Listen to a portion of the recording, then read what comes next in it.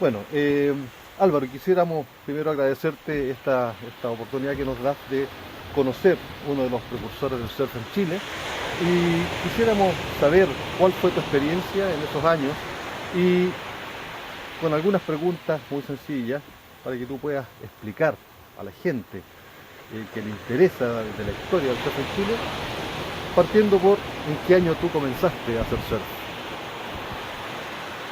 Bueno, el surf fue como descubrirlo. Ni siquiera sabía que se llamaba surf. No tenía ninguna información, más allá de que en un viaje que hice en motocicleta en los años 70, a comienzos de los 70, recorrí toda la costa del Pacífico, desde aquí a Estados Unidos, en motocicleta, en donde vi en muchas playas la práctica del surf. Pasarían los años, luego de regreso de ese viaje, decidí dejar Santiago y buscar un lugar en la costa de Chile donde pudiese instalarme a digerir la experiencia de 4 años de viaje que llenaron mi vida y mi espíritu. Encontré casualmente, por cosas del destino, una pequeña casita en Quintero donde me establecí. Miré hacia el mar, incentivado por algunas personas que veía acercarse a la orilla y a los roqueríos y volver de allá con un chinguillo lleno de pescado, llenos de locos, lapas, pejes sapo, la más amplia variedad de productos del mar. Y pasaban por frente a mi casa, yo veía pasar a esta gente, y en 2 o 3 horas, y comencé a bajar con ellos, y por primera vez descubrí el mar como una fuente de vida y una fuente de alimento. Comencé a mariscar, a sacar mis propios alimentos, luego metería la cabeza bajo la superficie con una máscara y descubrí un mundo totalmente distinto, como una fuente de alimento, de riqueza, de esparcimiento, de vida. Comencé a bucear hasta lograr una cierta experticia. En 5 años de buceo ya buceaba con mis equipos autónomos y estaba haciendo buceos de profundidad.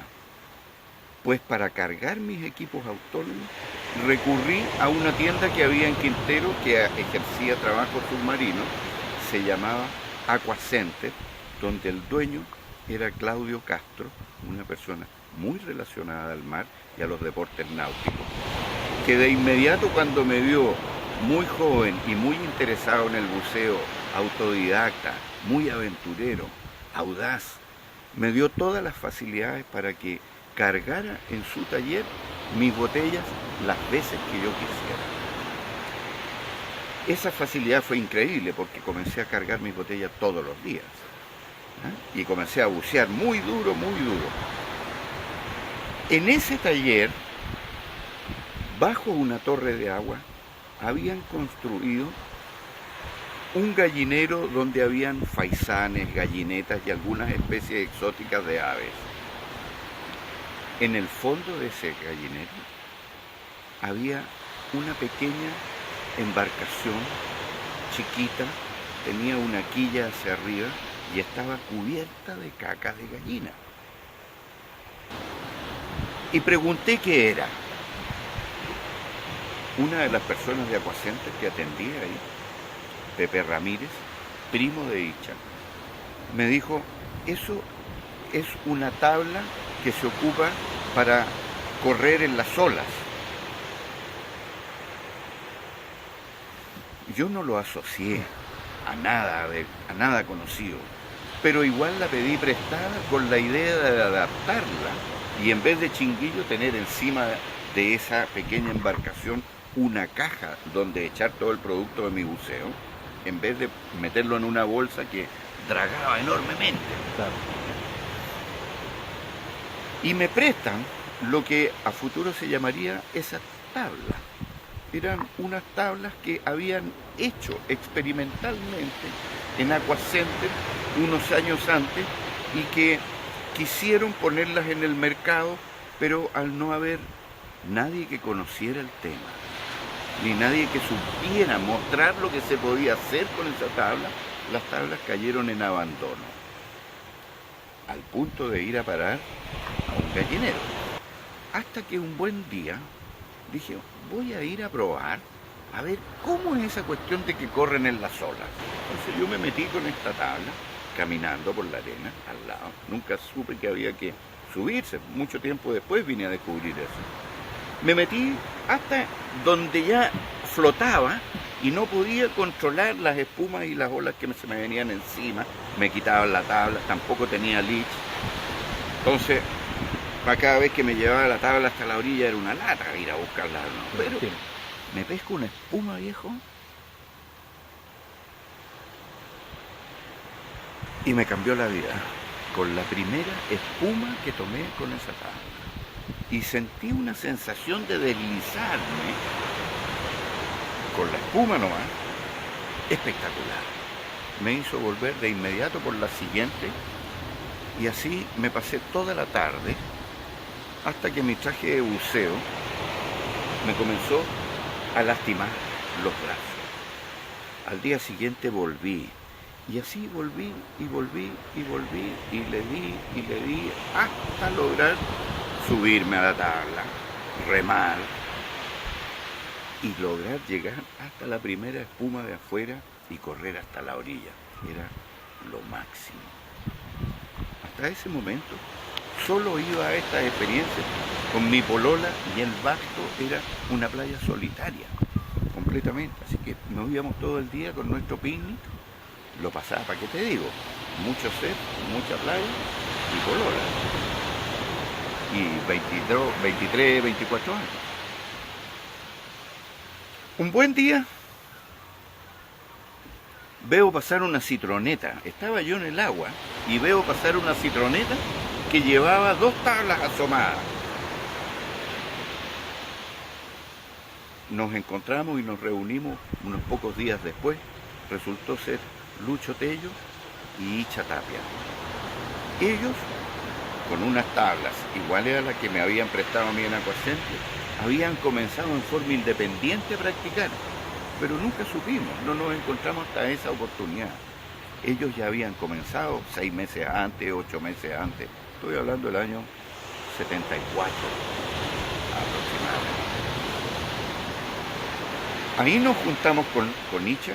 Ahí me junté yo con Icha y con Lucho, nos juntamos los 3 y seguimos practicando en el Bato un corto tiempo hasta que encontramos Ritoque. Al poco andar de esto y al intercambiar información nos hizo ya correr una ola, la cara de la ola, dejar las espumas atrás, parado, tomar cierta dirección y comenzar a controlar la tabla para poderla llevar hacia donde uno la quisiera dirigir. Un proceso de casi un año. Encontrando Ritoque, ya la cosa nos cambió, porque Ritoque casi todas las olas corren, y corren mucho, y son más grandes, y tienen más fuerza, tienen más poder, y eso nos encantó. Cada vez que el mar estaba grande, nos encantaba ir a revolcarnos, y si corríamos una ola, era lo máximo. A veces 2, y con el tiempo fueron siendo 3 o 4, ¿eh? Y cada vez fuimos desarrollando más y más experticia. Llegaría más tarde a unirse a este grupo en las mismas condiciones. Un día de una gran marejada volvimos al Bato y corrimos en Loncura, donde se formaba una ola muy adentro de unos 4 metros, grande, sólida, y corría una izquierda fuertísima. Estábamos en eso cuando pasó un camión por el camino y paró y nos esperó hasta que nos saliéramos del agua. Era Calá Vicuña, que no había visto a nadie surfear en Chile, y él había surfeado en California, se había traído su tabla y acá no encontró con quién practicar, se metió en Cachagua 2 o 3 veces, salió tiritando, no había ambiente 2 años la tabla guardada. Resultado, a poco tiempo nos juntamos los 4 y entre los 4 surfeamos por muchos años solos. Incluso hicimos los primeros viajes exploratorios en busca de mejores olas y de mejores condiciones. Los 4 en un viaje que fue inolvidable hasta Arica. Eso nos permitió descubrir una gran cantidad de olas hasta Arica, buscando siempre más el sol, buscando temperatura, agüitas más calientes, condiciones que fueran un poquito más beneficiosas. ¿Qué pasó con las tablas? Al poco andar, al poco tiempo que me habían prestado la tabla, me la piden de vuelta. ¿Y para qué la quieres? No, es que yo te la había prestado nomás, po. Si no es regalo, po. Me dolió, no sabéis cómo. Sin tabla. Y ahora salí corriendo a Santiago a comprarme materiales para fabricarme mi tabla. No había ni una tienda, no había un lugar, no había nada relacionado al surf. Absolutamente nada. Absolutamente nada. Lucho Tello había tenido la suerte de encontrarse con una tabla australiana, legítima, bien hecha. Icha corría con estas tablas de Aquacenter y yo también. Al perder mi tabla, Calá también tenía su tabla que se la había traído de California y no había más.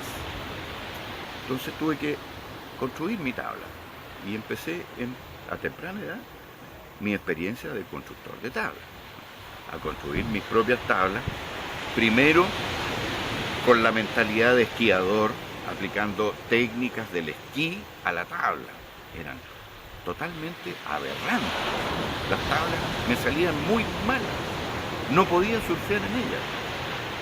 Eran aberrantes, hasta empezar a descubrir las curvas y las necesidades de una tabla para que se comportara como uno quisiera hacer, que se comporte. Y así comencé toda mi etapa a hacerme mis primeras tablas. Habré hecho unas 10 o 12 tablas, hasta que me empezaron a salir bastante buenas, muy ricas y ya disfrutadas. Enritó, que llenó las grandes, me hacía tablas grandes también, sin tener una mayor relación del tema. Todo experimental. Habrán pasado unos 10 años fácil, hasta que llegara la primera tabla extranjera. Hace mucho tiempo. Y empezáramos a conocer las revistas Surfer, no la habíamos visto nunca vimos películas. Fue totalmente autodidacta y un descubrir. Por eso, nosotros nunca tuvimos la intención de un desarrollo deportivo de esto. Para nosotros no fue un deporte. Para nosotros fue algo que tenía una mística muy profunda. Fue el descubrir del mar. Icha y Lucho eran expertos en el mar. Ellos vivían aquí en la costa. Conocieron el mar desde su infancia. Yo no, yo era santiaguino. Tenía muy poca cultura de mar. Nada prácticamente. Entonces tuve que hacérmela. Muy rápido, con mucho esfuerzo. Es difícil. Con muy poca experiencia de saber nadar. Entonces era un verdadero riesgo, un desafío potente. Meterse al mar, al quebradero. Luego más adelante comencé a hacer todos mis viajes, que realicé mucho, los hice solo. Me tocó descubrir olas solo y meterme a surfear olas vírgenes solo. Eso es otro tipo de surf. No es el surf deporte, porque para mí el surf no es un deporte.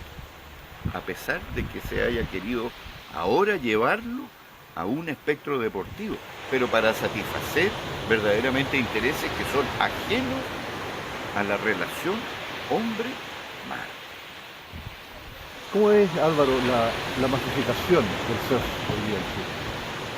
Bueno, eso es algo que me gratifica enormemente.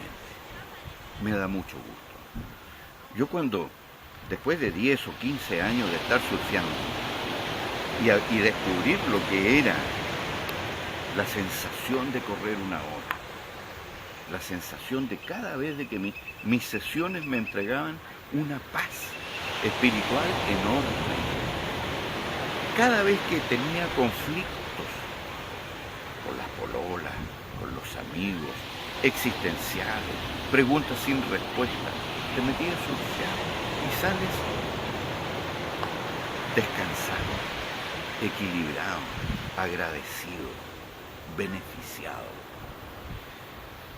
Tal vez sea por esa energía que tiene la ola, que es enorme, y que uno se mete y que trata de, ¿me entiendes?, de sacar ese provecho exquisito, incluso cuando te caes, cuando te sumerges, cuando te das vuelta y te revuelcas, incluso en las condiciones difíciles. Todo te va nutriendo de experiencias fuertísimas. Eso yo lo quise transmitir. Me encontré con una muralla. No, el surf es en Hawái. ¿Qué estáis haciendo? No soy para la risa, güey. En la época existía DIGIDER, la Dirección General de Deportes del Uruguay. Fui a pedir ayuda, a plantear proyectos, no tenía ni idea de qué se trataba. Me decían que estaba loco, que eso era en Hawái, que Chile no tenía olas, que aquí no había condiciones, que no había ni un solo lugar que tuviera condiciones. Esa fue la muralla que encontré. Sin embargo, dentro de mis viajes expedicionarios, que generalmente los hice siempre para el norte, en una oportunidad lo hice al sur. Y viniendo de regreso del sur, por la costa, llegué un día al atardecer a Punta del Lobo. Andaba con 2 amigos y un fotógrafo. No habían condiciones de ola de surf en ese momento, pero al día siguiente ya había amanecido distinto. Nos quedamos a acampar 4 días. Fue cuando descubrí Pichilemu y Punta del Lobo, Infiernillo, la zona, con condiciones para surfear. ¿Te acuerdas qué año fue eso? Sí, claro. Eso fue en el año 82. No había nadie entonces surfeando. No, no había nadie. No había nadie. En Punta del Lobo. En Punta del Lobo, ni en Pichilemu, ni en todo el área no había nadie. Absolutamente nadie. Bueno, regresé a mi casa de Quintero y ya con esto de haber descubierto estas olas, y luego invitaría a Calá. Le dije, mira, encontré este lugar, vamos a verlo. Y me fui con Calá y nos fuimos a acampar. Tuvimos sesiones espectaculares. Lo que me motivaron a dejar Quintero con mi mujer, con mi hija mayor, y mudarme directamente a Pichilemu a vivir. Año 84. Comienzo del 84. En Pichilemu me propuse difundir esta historia, porque las condiciones del área de Pichilemu, ¿no?, son espectaculares, ¿cierto? Y había que difundirla. Al principio con algunas publicaciones en el extranjero, en Estados Unidos, en Europa, en Alemania, pequeñas revistas. Y poco a poco fui difundiendo este tema de manera de encontrar respaldo para que esta actividad que yo estaba desarrollando hiciera sentido en los chilenos. ¿Y cómo te fue? Me fue extraordinario, porque las condiciones del mar eran las que invitaban, no era mi gestión propiamente tal. A pesar de que mi gestión fue establecerme en Pichilemu, tuve una casa bastante amplia donde llegaban los surfistas, tenía alojamiento, les dábamos alimentación y poco a poco fuimos como generando un club. Era como un club. Álvaro, me gustaría que nos contaras un poco algo que para mí es, y creo que para toda la gente es muy interesante. Saber, ustedes, entiendo, eran 4 y hoy día quedan 2. Cuéntanos un poco cómo ves esa situación respecto de lo que tenemos. Bueno, la vida y la existencia es así, es cruel.